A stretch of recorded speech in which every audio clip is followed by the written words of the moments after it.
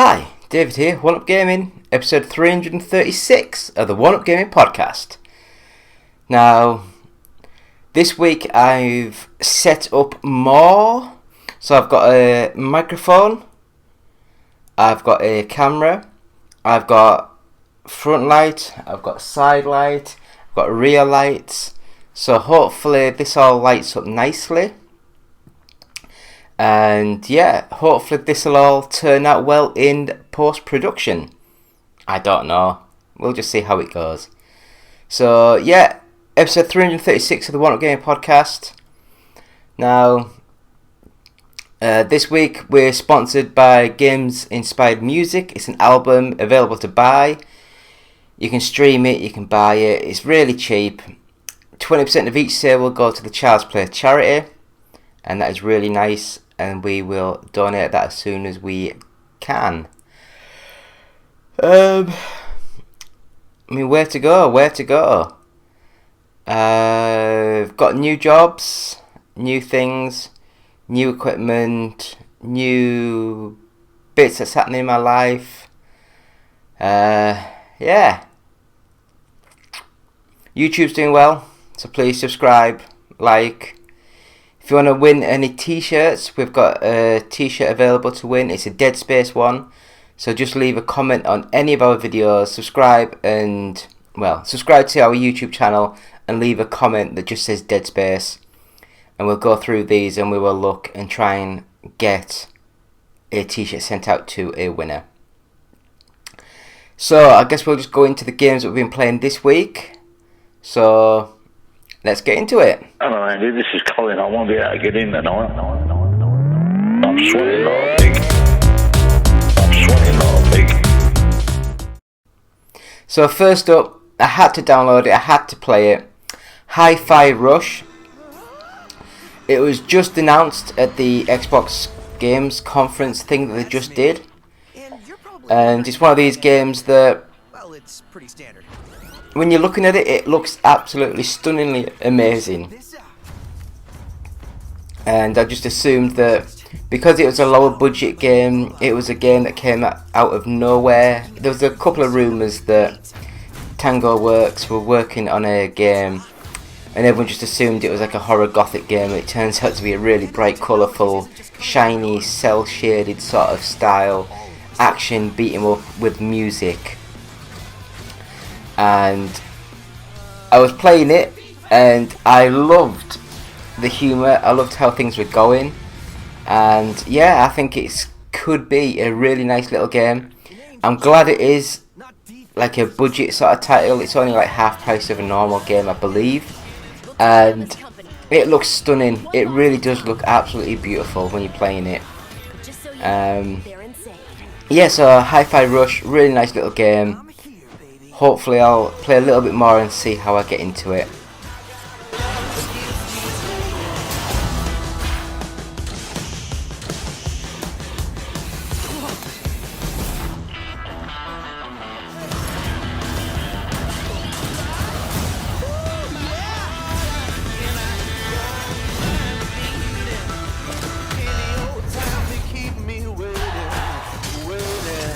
Oh, hold on, did you just feel that? That beat?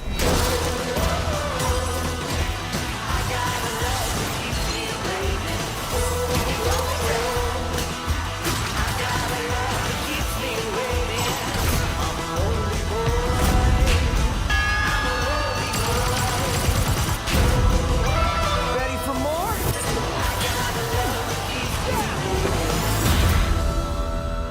Profession, rock star. Future rockstar. So next up was Bladed Fury. Now this one is like a 2D side-scrolling sort of game. Imagine like a Nidhogg sort of game, but it's more of a story-based sort of thing. But you're still running around trying to hack and slash people and kill them. It's like just about any other game really. Yeah, so Bladed Fury, nice little game. I got a bit bored after about half an hour, so I don't know if I'll ever go back to it, but Yeah, it was okay, just one of those okay games, you know, it's just like, yeah, it's alright. So, yeah, moving on.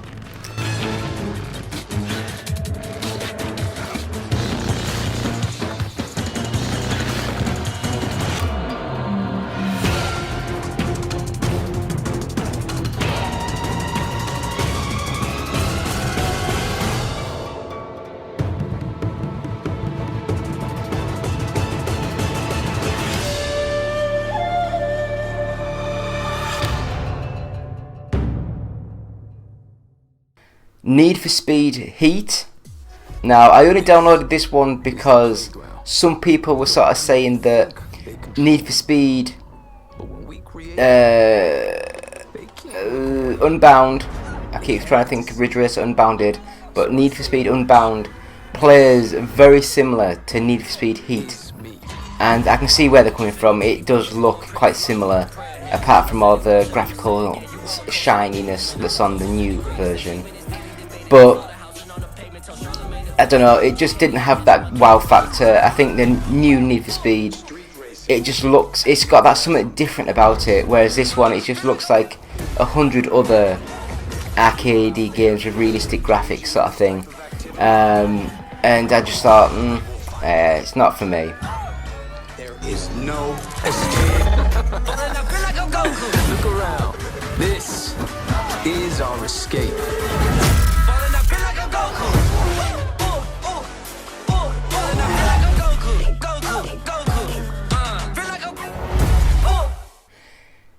Onimusha Warlords. Now this game, it's a remake, well it's more of a re-res of the PS2 sort of game, and it's very weird playing these games now with the static 2D backgrounds and the 3D characters moving in and out of the 2D sort of space. It's weird. I did enjoy like the Resident Evil style game, but with swords and stuff. It was quite funky. I liked that. I just don't think that, like when they did the Resident Evil remake, like the original Resident Evil remake, it actually looked quite nice because they added a more of a 3D, more of a high-res background image, let's say. Whereas this, it still looks very grainy and very pixelated and weird. But the gameplay's still there. It's still fun to play, which I guess that's the main thing.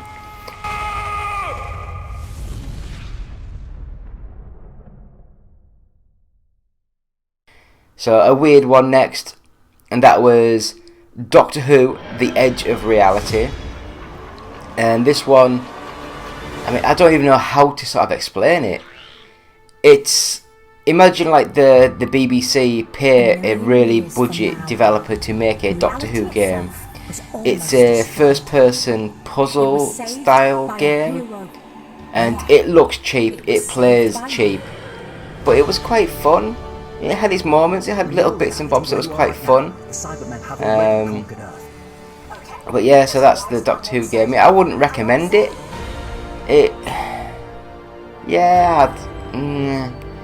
No, I wouldn't recommend it.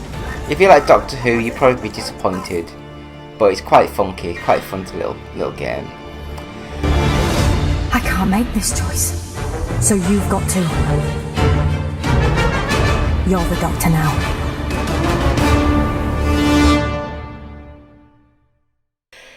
The next game is Snooker National Championship, or Nation Championship, I can't remember what I wrote down now. And this one, it's basically the Pool Nation engine, and it's just snooker instead of pool. I don't know why they couldn't have just had the one game that had both, just like in option where you drop down one or two. But I guess they could get like, I guess if they sell these both games, if they came out for like 20 quid each, they get £40. But if they were to release them both together, they'd have to sell it for like 20, 25, just, and they wouldn't make as much money probably. But very similar to like the Pool Nation game, it looks stunning, but the physics, the controls just seem off. They seem a little bit out. It's weird. But yeah, if you like snooker, give it a go, see what you like. Because I don't think there's been a proper snooker game. Was the last one like Snooker Championship 2019 that I quite enjoyed? That was quite a straight-faced sort of game, wasn't it? It wasn't like a funny sort of game. It was like a really serious game. And the last game that we've been playing this week is Mark McMorris Infinite Air. And again, this is one of those games where back in the year 2012, 2013, whenever it was, I played this game and I thought, oh, I quite enjoyed this, it's quite fun. But going back now, it's like, nah, the game's really bad. The game is really, really, really bad. And yeah, it looks like a cheap mobile game now. It's really weird. I think it's like one of those games that's got the background sort of like random generator, where it generates the background, the snow and the mountains and stuff. And yeah, it just looks basic. It doesn't have the detail. It didn't have the playability that I was looking for. You get in a helicopter, go to the top of the mountain, jump down, and just go whee, and it's just rubbish. Hit a little rock, goes inside. I think it goes black and white in slow motion. You just fall down. It's quite funny.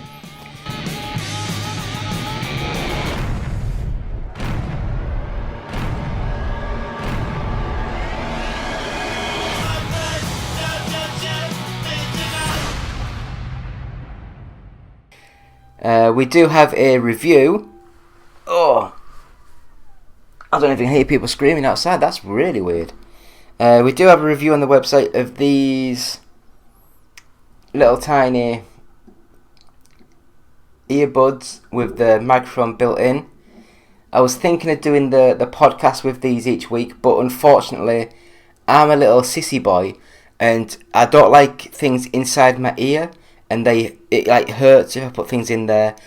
That's why I went out and bought the Samsung Galaxy Bud Live that don't actually fit in your ear. They just sit in your, like, the little space, so I don't get the pain in my ears.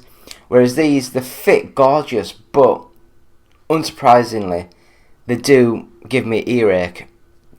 But everything works as intended. They look really nice. I think they're about £100. So yeah, I'm trying to look for the box. Oh, there it is. Ugh. The Kimura Solo, these are. You can get the Kimura Duo, which are £150, or you can get just the actual cable itself with the microphone for, I think, about 50 quid. The cable's not braided. They feel a little bit cheap, if I'm honest, but they do the job. It worked on the Xbox. It sounded nice in my ears, and I guess that's what you need. But go look at the review, see what you think. So yeah, please go to our YouTube channel, subscribe, comment. We're trying to do every week the Gran Turismo 7 series, the Fantasy League with Football Manager 23 series, Evercade series, the Star Trek Online series, the Worst Games Ever series, and the Ridge Racer 6 series. And that is what we're trying to do each week. Sometimes we can only get one or two done just because of work commitments and stuff. But yeah, that is what we are looking to do.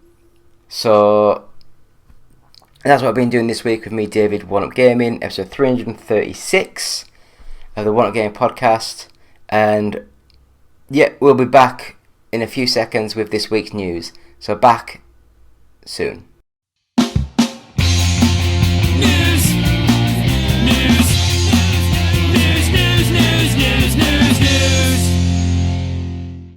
Hi, David here, One Up Gaming, episode 336 of the One Up Gaming podcast.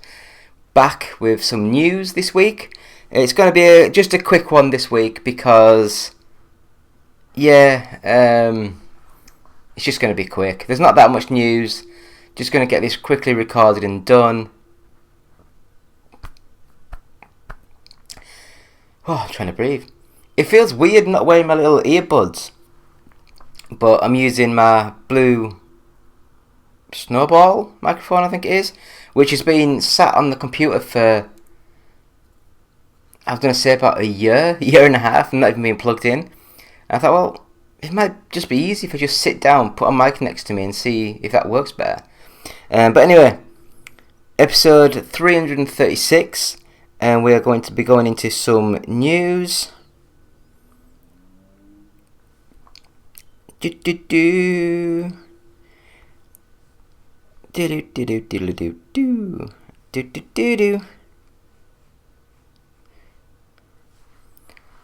Right, so Xbox and Bethesda Developer Direct January 2023, everything announced.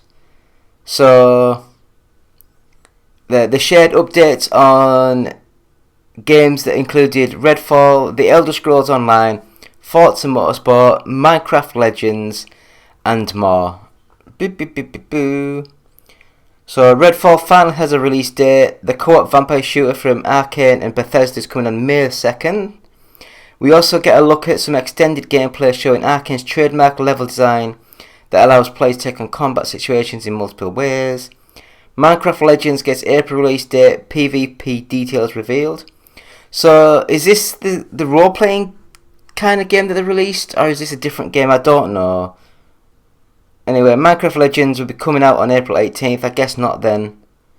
So I wonder what the other game was called, because I'm not a big fan of Minecraft. I've never really played it, so I don't really know. Anyway, Forza Motorsport, gameplay and details revealed. So Turn 10 Studios showed off new gameplay of Forza Motorsport. Said it'll still come out sometime in 2023. Will feature 20 locations to race at, including returning favourites and 5 that are brand new to this entry. Also saw lots of beautiful shots of racing which run at 4K 60 frames a second with ray tracing. It'll feature more than 500 cars, including over 100 that are new to the game. Tango Gameworks. Did I say Tango in the earlier section, or did I say Tequila? I said Tequila Works. Who's Tequila Works? I don't know. Tango Gameworks Hi-Fi Rush is a rhythm action game. Came out during the show, well, a couple of hours after the show. Everything moves to the beat. Very vibrant rhythm action game. Also released on Game Pass. Studio from games like The Evil Within and Ghostwire Tokyo. It's a big departure for the studio with bright upbeat gameplay and a rocking soundtrack. Playing to a beat isn't required, but you get rewarded if you do stay in time. You can try all previous Elder Scrolls Online chapters for free, which I don't really care about. And that seems to be the actual show that Microsoft showed. I don't know what I'm trying to say. English is hard. English is really, really hard. But yeah, I don't know if there's anything there that made me go wow. I mean, the Hi-Fi Rush was a good little game, and I'm really looking forward to seeing more of the Forza game. But you don't know until you get to see him, do you? You really don't know. So next up, we have Xbox CEO Phil Spencer on Activision Blizzard takeover. It's been a learning experience for me. The company is focused on getting the deal closed. Speaking with IGN, Spencer said he didn't know anything about this type of acquisition when it was announced in January 2022, but having undergone the process and having conversations with key players, he's more confident now than he was last year. The fact that I have more insight, more knowledge about what it means to work with the different regulatory boards, I'm more confident now than I was a year ago, simply based on the information I have and the discussions that we've been having, Spencer said. When we announced a year ago, we talked about an 18-month time frame. We're 12 months into that. I think we continue to stay focused on getting the deal closed. Spencer would have plenty reason to be a little shaken, however, as several government bodies have moved to challenge the deal in the past few months, including the United States Federal Trade Commission and the UK's Competitions and Markets Authority. The European Union is also reportedly preparing a statement of objection. The deal, which will see Xbox own several prolific game franchises including Call of Duty and Overwatch, has also been criticised by various US senates in the city of New York in the US Justice Department. Despite this, Spencer said his confidence remains high. We're actually working with regulatory boards around the world that need to approve this, and it's been a learning experience for me. A lot of time spent, a lot of travel, a lot of conversations. But they're conversations where I get to talk about the industry and the work that we do and what we do and why we do it. I think more regulators that are informed about what gaming is and how business runs, who the players are and what our aspiration is as Team Xbox is just a good thing for the industry itself. Yeah, so what do you guys think? Do you guys think it's a good thing that Microsoft are doing this, or we don't know, do we, until we see what happens in the end of the actual thing, the end of the. Guess we'll see what happens at the end. But leave your comments below. It'd be nice to read some of them. I really enjoy interacting with some people, not all, but some people. Anyway, we'll go into the next bit of news, which is a YouTuber's pet fish streams Pokemon and then commits credit card fraud. YouTuber, oh my god, I can't say that. Mutkimaru channel is well known for live streaming their pet fish playing various games through motion tracking software, which registers the pet's positions as button inputs. The fish have accomplished some pretty impressive things during their streams. In 2020, they even beat Pokemon Sapphire after a 3,195-hour run. Still not enough time to get the YouTube to monetize. But they even beat Pokemon Sapphire. But early this month, the fish did what no fish has hopefully done before: commit credit card fraud. During a live stream 12 days ago, the fish were off to a good start in Pokemon Violet, winning a few battles and slowly but surely progressing through the story. About 5 hours into the stream, however, the game crashed, giving the fish free access to the rest of their owner's Switch. From there, they went to the eShop and added 500 yen, about $3.85 of funds of their owner's account, even exposing their owner's credit card information to viewers in the process. They also sent their owner a PayPal verification email, redeemed Nintendo Switch Online points for a Nintendo Switch Sports profile picture, and downloaded Switch's Nintendo 64 emulator app. Luckily, according to TechSport, the YouTuber was able to get a refund after explaining the situation to Nintendo. We gave Nintendo Scarlet and Violet a 6 in a review, praising its massive openness, world and story, but criticising all its apparent performance issues. It shouldn't have even got anywhere near that score, to be honest. But, yeah, our fish gonna take over the world. That is the main thing, isn't it? Our fish gonna do that. I don't know.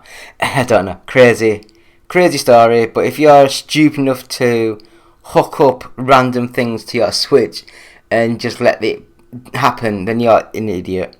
You really are an idiot. Anyway, the Tomb Raider TV series is in the works at Amazon from Fleabag writer. Lara Croft's latest on-screen adventure could be coming courtesy of Phoebe Waller-Bridger. I have no idea who that is. After a long break, Lara Croft is on the comeback trail.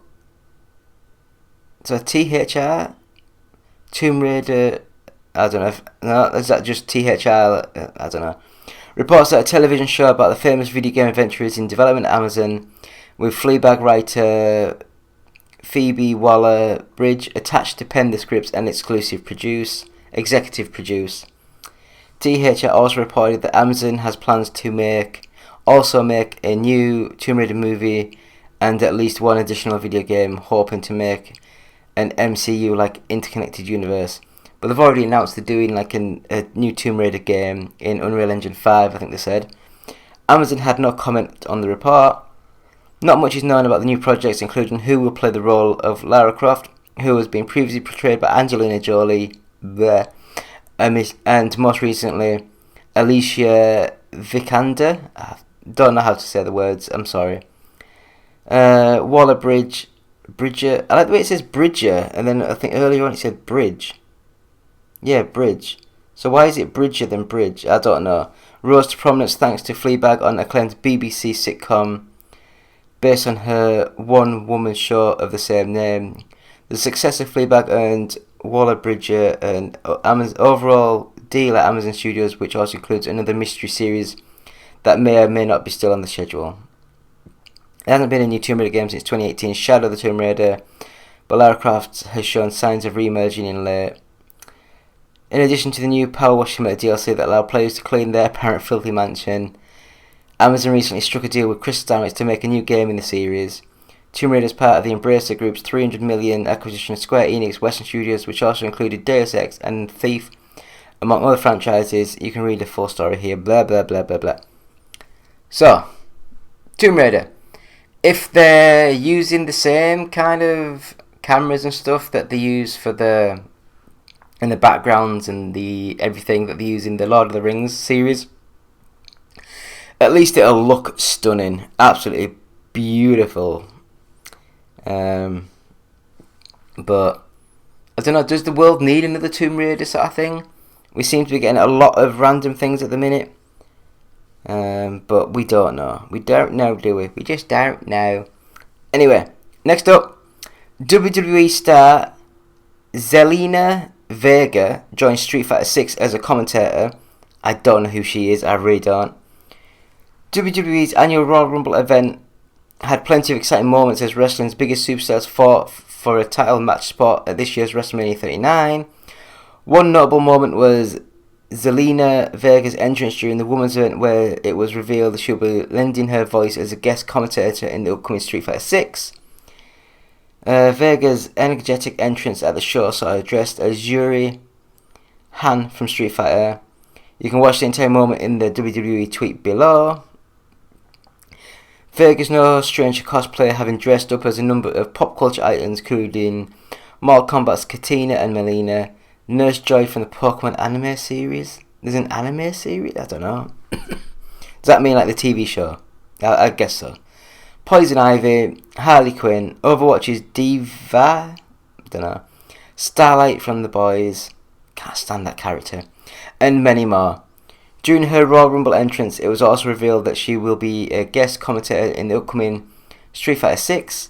This is in addition to a number of FGC commentators like Tasty Steve and James Chen, who will spice up matches with what Capcom's calling real-time commentary feature. I have no idea what they're going on about. IGN is also excited to announce that Zelina Vega will be at this year's IGN Fan Fest. Oh, no one cares. No one cares. Does anyone know anything about the Street Fighter 6? Does anyone know about these real-time commentators? Is it like built into the game? I don't know. I don't know. I guess we'll have to wait and see a little bit more about what's going on with this.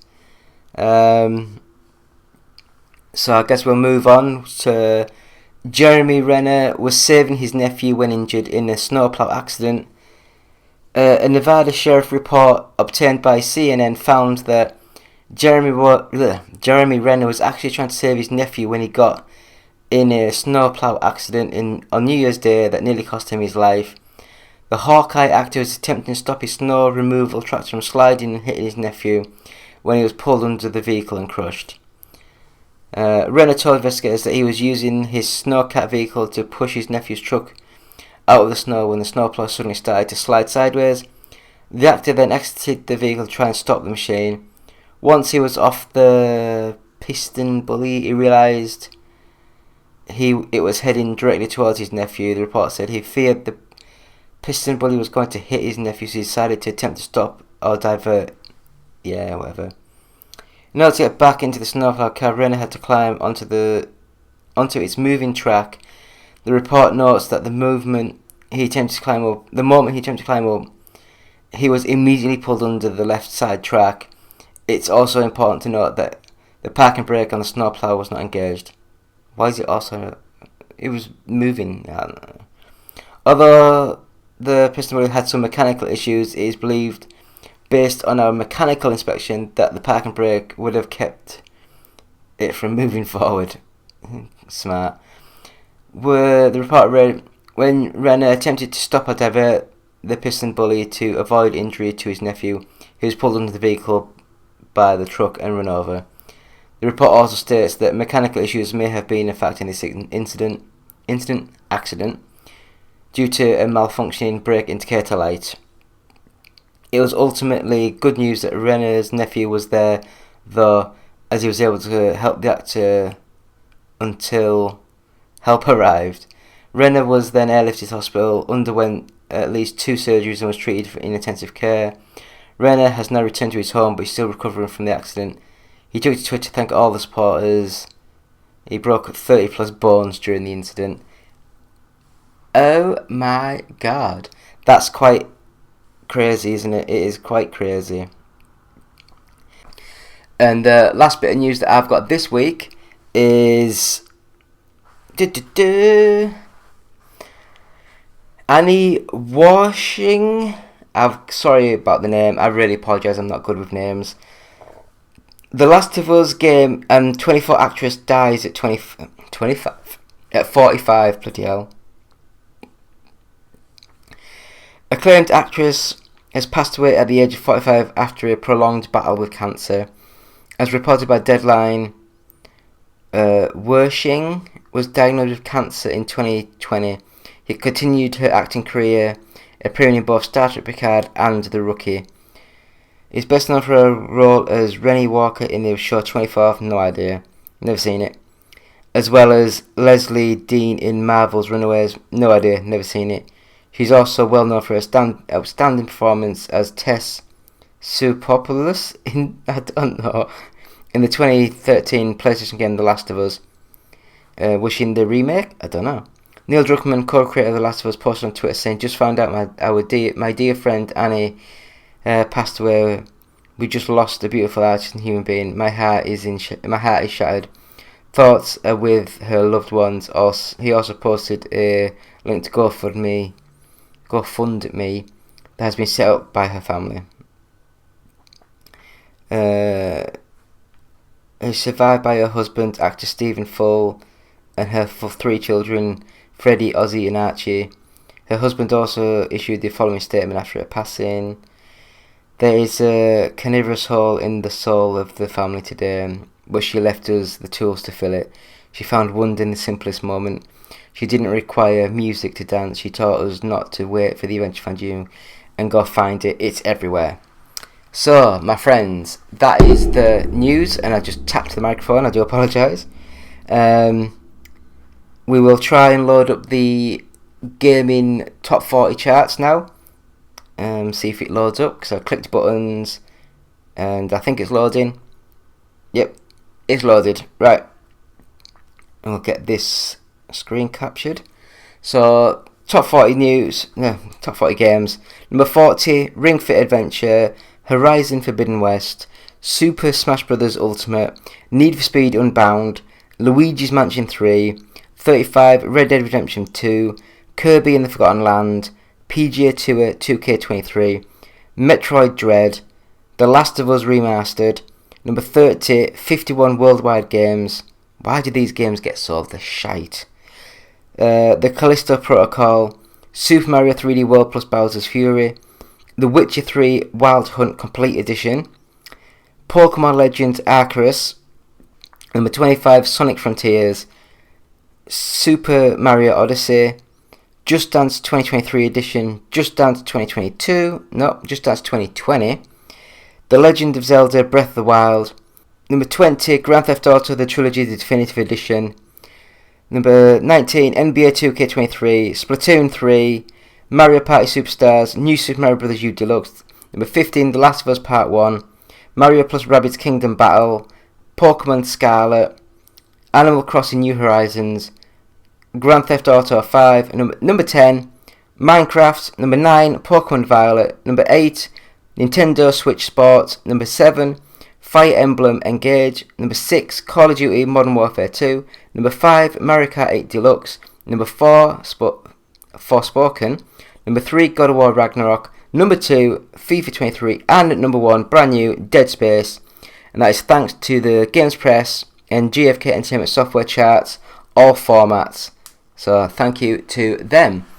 So that, my friends, is the One Up Game podcast, episode 336, I think it was. Was that what it was? Yeah, 336 of the One Up Gaming podcast. Please go to our website, which is oneupgaming.co.uk. Please check out our Patreon, which is patreon.com/OUG. You can buy t-shirts like this that's got John hair or just our logos on. Just go to our website, oneupgaming.co.uk, and the top right hand corner you can buy t-shirts from there. Loads of designs, loads of colours. Check them out. The Games Inspired music album is available. Just Google it, stream it, buy it. 20% of each sale go to Child's Play charity. We have our 100 podcasts available from audiobooksontape.com, and £1 of each sale will go to the Diabetes UK charity. And that, my friends, is basically it. So please look for us on Facebook, just search One Up Gaming. We are on YouTube. Subscribe, like, share, ring the bell, everything you can. We've got over 2,000 subscribers now. Every little helps. We're on Twitch, which is just twitch.tv/OUGofficial. And if you want to tweet us, it's at OUGofficial.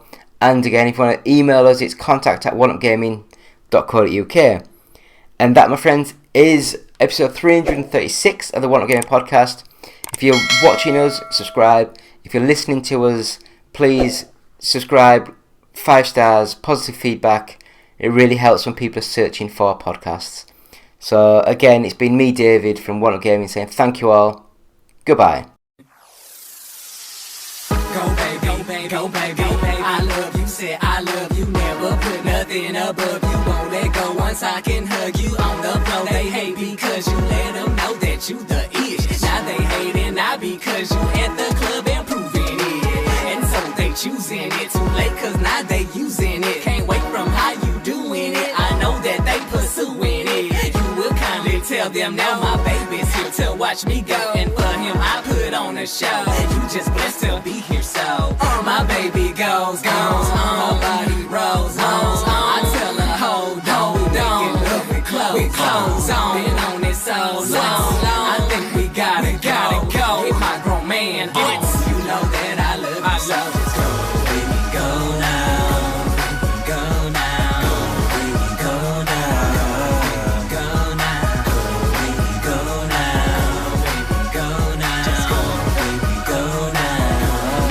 Go now. I love when you go for me. I love when you go for me. I love when you go for me. Say I love when you go for me. I love when you go for me. I love when you go for me. I love when you go for me. Say I love when you go for me. I tell my baby go, but she's not even going though. It's the trust I have in her. Careless what do say to her. Yeah, I'm feeling kinda slick. I'm loving how I swim in it. No, I'm not taming her. The only one's engraving it. Sign it, still right from her list. You need to know that she's my miss. Treat her like a treasure though. I never wanna let her go. I keep her right in front of me. My heart she will forever be. I do this so she'll never see. Life with me, no misery. You deserve the world, my queen. Yeah, I'm back down on one knee. A boy to a man that you have seen. No matter who's wrong, it's you and me. I'm coming for you, baby, so we can stay happy. I'm trying to work so hard for you and me. Go, baby, go now. Go, baby, go. Baby, go. Go, baby, go, baby, go, baby, go. Baby, go. Ha. Go, baby, go. Go, baby, go. Baby, go now. Just go, baby, go now. I love when you go for me. Go for me. I love when you go for me. I love when you go for me. Say I love when you go for me. When you go for me. I love when you go for me. I love when you go for me. Say I love when you go for me. My baby's so bad, she can get it so glad that she loves me, know that I'm a hubby so sad. Say you looking so mad, oh you didn't know that. Next time you should check the ring, I know that one's a throwback. I know you see her flashing it, especially when she gets it low. I'm rubbing on and grabbing it, I tell my girl go ahead and go. Baby go now, baby go now, go baby go now.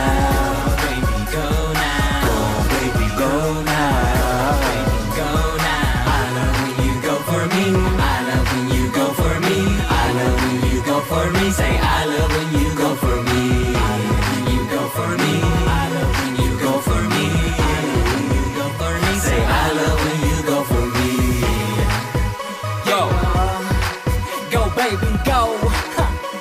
Just L G E. yeah, LGE.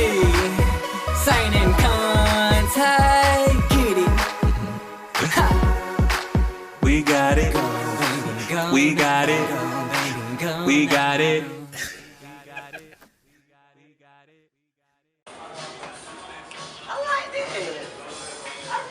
Thank you. We're trying to get everybody on to it.